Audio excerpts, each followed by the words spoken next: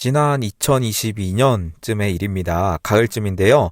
우리 윤석열 대통령님과 일론 머스크, 저 일론 머스크 말고요. 테슬라의 CEO인 찐 일론 머스크가 화상회의를 가진 적이 있었는데요. 서울 용산 대통령실에서 화상 면담으로 글로벌 기술 혁신에 대한 의견을 나누었고, 전기차 생산 관련해서 한국에서의 투자 협력 방안을 논의를 한 회의입니다. 이때 원래 인도네시아 발리에서 B20 서밋이라고 해서 큰 행사가 있었습니다. 여기서 일론 머스크와 대면으로 원래는 우리 윤석열 대통령님과 만나실 예정이었어요. 근데 그때 머스크가 개인적인 일로 출장이 취소가 되었다고 합니다. 그래서 이후에 화상 면담으로 진행을 했고요. 이때 테슬라가 아시아 지역에 완성 전기차를 생산을 하는 일명 기가팩토리라고 합니다. 이 기가팩토리라고 하는 그런 큰 공장을 짓는 계획이 있었는데, 윤석열 대통령님이 그 시설로 한국을 고려해달라 이렇게 요청을 하신 면담입니다. 기가팩토리라고 해서 단순히 자동차 만드는 공장, 그 정도가 아니고요. 완전히 그 인공지능, AI 로봇으로 운영이 되는 초거대 공장. 그러니까 이름이 기가팩토리인 거죠. 전기차답게 친환경 에너지를 활용을 해서 자동차를 생산을 하고요. 다른 자동차 공장의 벤치마킹 대상이 되기도 합니다. 처음에 미국의 네바다주 쪽에 2014년에 기가팩토리라는 명칭으로 전기차 공장이 착공이 되면서 이렇게 이름이 붙여지기 시작을 했고요. 이어서 뉴욕과 텍사스에도 생기고, 심지어 그 텍사스 쪽에 오스틴에 이제 공장이 있습니다. 거기 공장이 257만 평이라고 합니다. 엄청 크죠? 그리고 베를린에도 있고요. 상하이에도 있습니다. 아무튼 이런 설비는 그렇다고 치고, 우리 윤석열 대통령님이 일론 머스크에게 요청한 게 또 한 가지가 있습니다. 이 화상회의에서 기가팩토리뿐만 아니라 통신망 협력을 약속을 하셨어요. 받으셨어요. 특히 일론 머스크의 통신망이면 뭐죠? 바로 스타링크입니다. 스타링크는요, 일론 머스크의 회사인 스페이스 X가 운영하는 위성 인터넷 서비스입니다. 보통 우리가 이렇게 생각을 할 때는, 우리나라 인터넷 생각을 할 때는 기지국이 있죠. 땅에 기지국을 세워가지고 보통 이렇게 송수신을 하곤 하는데, 그게 아니고요. 이 스타링크는 수천 개의 저궤도 위성, LEO라고 합니다. 이것을 통해 가지고 전 세계 어디서나 고속 인터넷이 가능하게 하는 엄청난 기술이 바로 스타링크입니다. 말은 어려워 보이지만 우리 소비자 입장에서는 엄청 쉬워요. 위성으로, 쉽게 말하면 위성으로 인터넷을 송수신하는 거고, 설치도 엄청 간편하다고 합니다. 그냥 그 단말기가 있습니다. 이 수신하는 안테나, 단말기 하나만 사서 설치하면 끝이라고 합니다. 이거 뭐 기사님이 와서 하는 것도 아니고 그냥 사서 그냥 설치만 하면 돼요. 스타링크는요, 전선도 필요가 없습니까? 없어요. 그래서 막 인터넷 설치하러 말씀드린 것처럼 막 집에 기사님 부르고 막 일정 조율해서 막 만나고 그럴 필요 자체가 없습니다. 유선망 자체가 없고요. 가격도 엄청 저렴합니다. 지금 여러분들이 내고 계시는 핸드폰 요금이나 인터넷 요금이나 그런 요금이 다 있으실 거예요.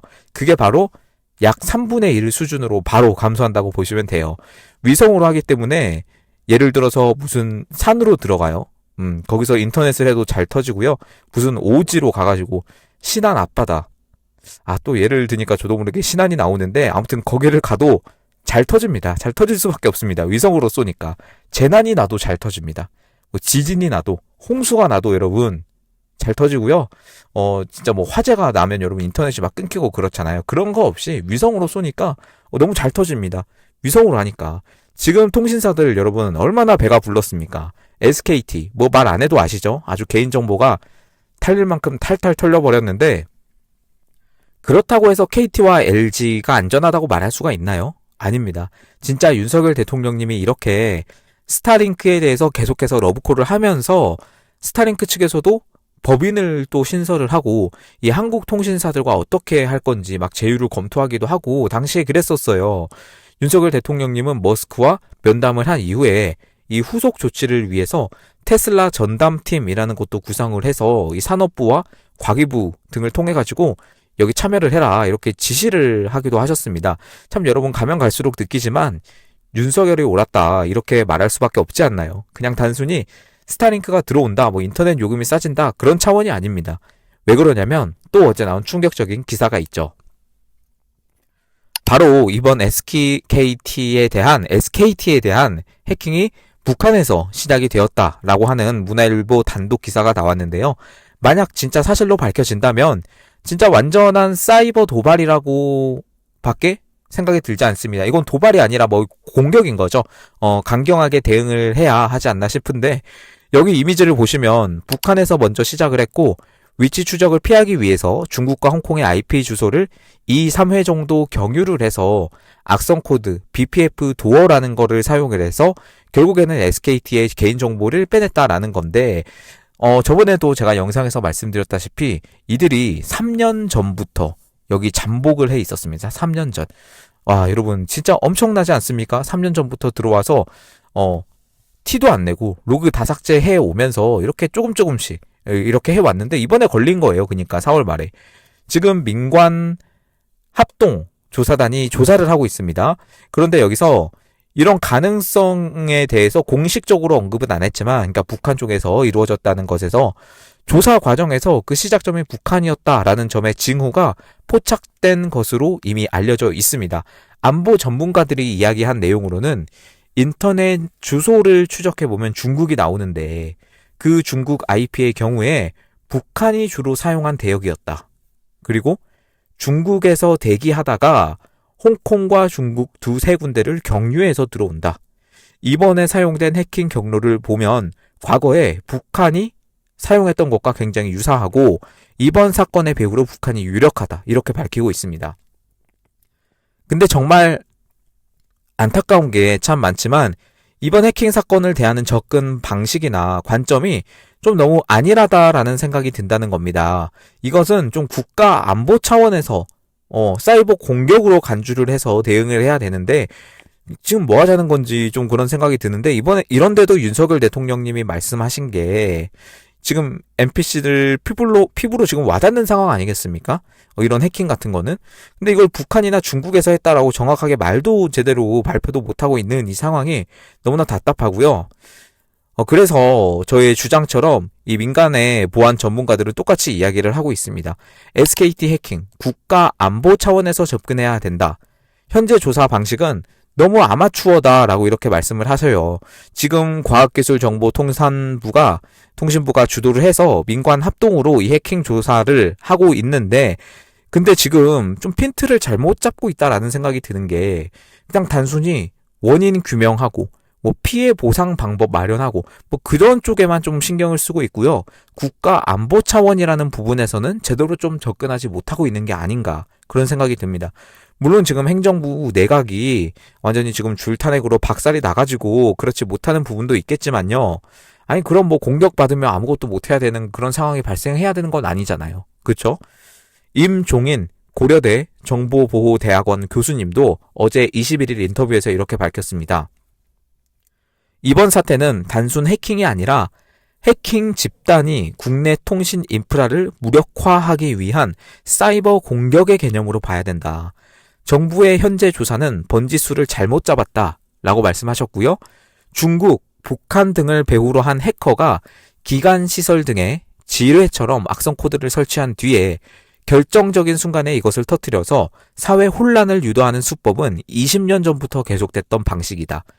미국 정부는 지난해 12월 자국 주요 통신사 8곳이 해킹당했을 때 국가 안보 차원에서 대응을 했는데, 우리는 정권 교체기에 부처가 존재감만 과시하며 기업의 으름장만 놓고 있다라고 말했습니다. 여러분, 너무나 공감되는 합리적인 말씀인 것 같아요. 3년 전부터 시스템에 들어와 있었다가 딱 12월 3일부터 2024년 12월 3일, 여러분 어떤 일이 있었는지 우리 구독자님들이라면 똑똑히 기억을 하시죠. 12월 3일부터 로그 삭제를 못하고 결국 지난 4월에 적발이 된 것도 정황상 너무 이상해 보이는 게 계속 나오고 있고요. 윤석열 대통령님이 하신 모든 일들의 정당성은 앞으로 더 입증이 될 것으로 보입니다.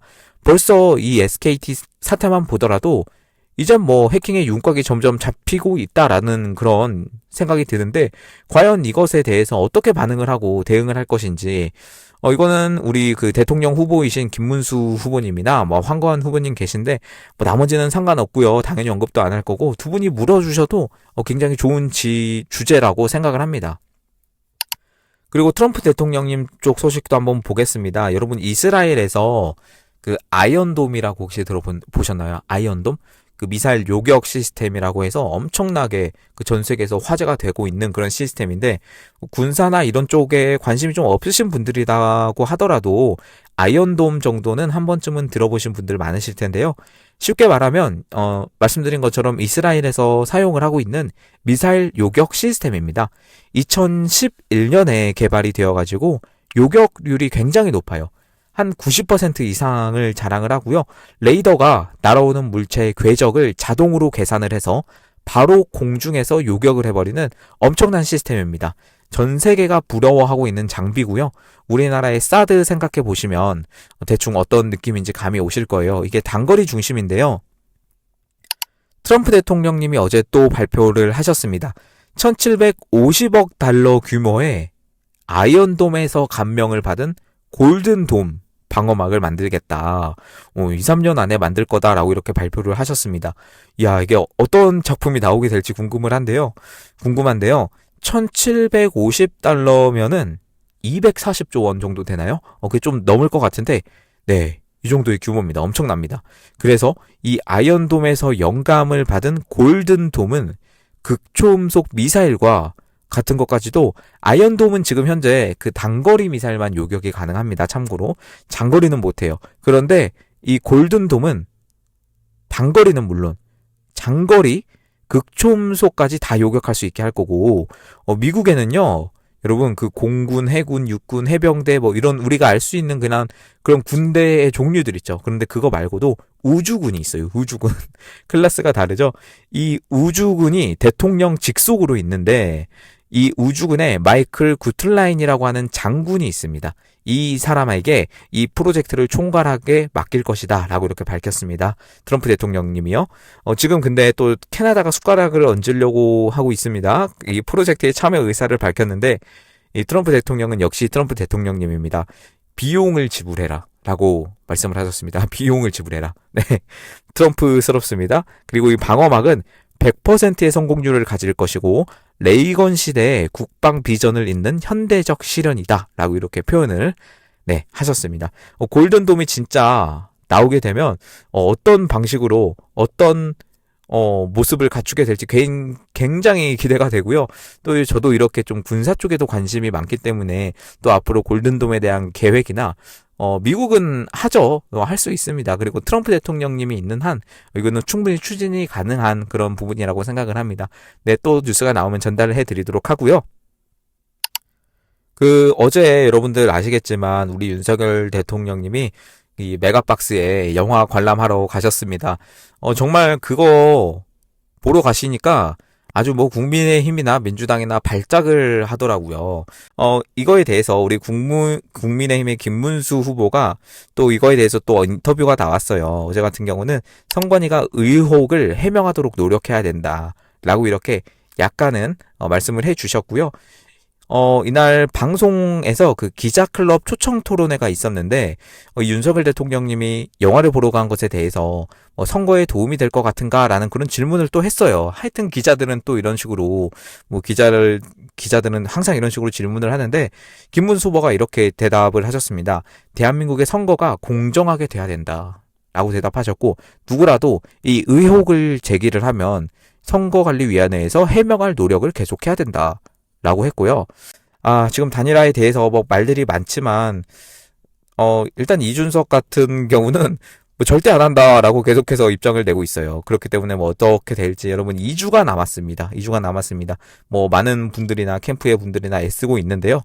또 김문수 후보 같은 경우는 또 어제, 제가 김문수 후보 소식은 계속해서 이렇게 영상에서 전달을 해드립니다. 이재명의 그 방탄 유세, 가 뭔지 아시죠? 그 방탄유리 앞에 세워놓고, 여러분, 네. 참 할 말은 많지만 그렇습니다. 이것에 겨냥을 해서, 김문수 후보 같은 경우는요, 그 경호원을 다 돌려보냈어요. 경호원에, 경호 인력이 있습니다. 아무래도 대선 후보다 보니까 당연히 필요하죠. 경찰에 이 경호 인력을 최소화 요청을 했고요. 40명에서 6명으로 줄여달라 라고 이렇게 요청을 하셨습니다. 국민이 저를 지킬 것이라고 하셨고, 죄 많은 사람이 지은 죄를 많이 지은 사람이 감옥에 있는 것이 가장 안전하다. 이런 식으로 김문수 후보님이 말씀을 하셨고요. 저는 경호원을 다 돌려보냈다. 국민이 저를 지켜주실 것이다. 저는 방탄유리도 필요 없고 방탄조끼도 필요 없고 대통령실의 경호원도 필요 없다. 저는 국민 여러분 한 분 한 분이 저를 지켜줄 것으로 믿는다라고 이렇게 말씀을 하셨습니다. 이어서 국민 민심을 거스르면서 아무리 두꺼운 방탄조끼를 몇 겹을 입더라도 안심할 수 있겠는가? 아무리 두꺼운 방탄유리를 몇 겹을 걸치더라도 국민의 민심을 거스르고 죄를 많이 지어서 재판을 5개나 받고 있는 이런 범죄자를 우리 방탄유리와 방탄조끼와 경호원이 지켜줄 수 있겠는가? 죄 많이 지은 사람은 방탄조끼를 입을 것이 아니라 감옥에 앉아있는 것이 아주 안전하다라고 덧붙이셨습니다. 야, 우리 김문수 후보님이 점점은 아니지만 이런 약간 상남자적인 워딩을 계속해서 쓰시면서 이렇게 유세를 이어가시고 계십니다. 그러면서 말씀드린 것처럼 경찰에 경호 인력 최소화도 요청을 하셨고요. 이렇게 되면 진짜 공문을 보내셨어요. 공문을 보내가지고 현재 40명 정도가 이 김문수 후보를 경호를 하고 있는데 대선 후보다 보니까 그렇게 하고 있습니다. 그런데 경호 인력을 6명 정도로 아주 최소화해서 실제로 이 김문수 후보님 측이 뉴시스라는 언론과 통화를 해서 직접 경호 인력 최소화를 요청을 했고 행정적인 부분을 처리할 인력만 남겨둔다. 그러니까 경호도 경호지만 행정적인 업무를 처리해야 되지 않겠습니까? 네, 그 정도만 남겨놓았다라고 합니다. 와, 여러분 대단합니다. 진짜 김문수 후보님 대단하고 국민 속으로 들어가겠다. 국민이 지켜줄 건데 뭐가 걱정이냐.